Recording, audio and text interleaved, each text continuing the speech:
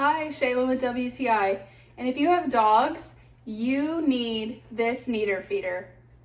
With this kneader feeder deluxe for medium dogs, we have been able to say goodbye to super messy floors. I love that the stainless steel bowls are included, super easy to wash. They're not going to hold on to those germs. The perforations right there on the top are just going to help any particles or water drops go into this self-contained little reservoir, and super easy to clean. Just pick that up and clean it right up.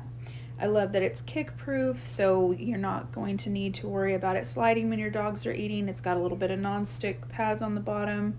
It's a great elevation for my medium-sized Cocker Spaniels, so they're not straining when they're trying to eat or drink, which is great for their digestion.